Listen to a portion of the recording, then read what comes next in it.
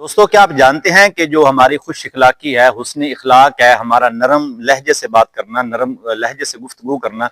کسی دوسرے کے ساتھ خندہ پیشانی سے بات کرنا، کیا ہمیں یہ اسلام بھی حکم دیتا ہے یا کیا اس کا کوئی فائدہ بھی ہے یا ایسے ہی؟ تو ام المؤمنین حضرت عائشہ صدیقہ طیبہ طاہرہ فرماتی ہیں کہ رسول اللہ صلی اللہ علیہ وآلہ وسلم نے ارشاد فرمایا کہ جو خوش اخلاقی ہے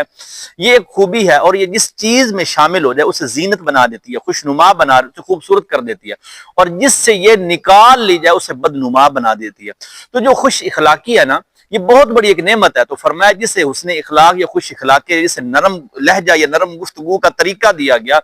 اسے بہت بڑی ایک چیز دی گئی ہے جس کی وجہ سے وہ بندہ اپنے اعمال کو اچھا کر لیتا ہے اور لوگوں کے ساتھ اٹریکشن اچھی کرتا ہے۔ اور میرے مصطفیٰ کریم صلی اللہ علیہ وآلہ وسلم نے ارشاد فرمایا کہ جو جنت میں لوگ جائیں گے نا،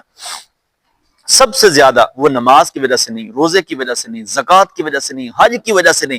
خیرات کی وجہ سے نہیں، بلکہ جنت میں سب سے زیادہ لوگ حسن اخلاق کی وجہ سے جائیں گے۔ تو ہمارا حسن اخلاق کیسا ہے، ہمارا دوسروں کے ساتھ بولنے کا طریقہ کیسا ہے؟ پھر ایک بات اور دیکھی گئی ہے کہ ہمارا جو اخلاق کا طریقہ یا حسن اخلاق ہے وہ باہر تو ٹھیک ہوتا ہے لوگوں کے ساتھ، کیونکہ ہمارے کاروباری مراسم ہوتے ہیں، ہمارا کچھ کام ہوتے ہیں، تو ہم اس وجہ سے ان لوگوں کے ساتھ چلو اچھا بول لیتے ہیں، ہماری مجبوری ہوتی ہے، لیکن گھر میں ہم ٹھیک نہیں ہوتے۔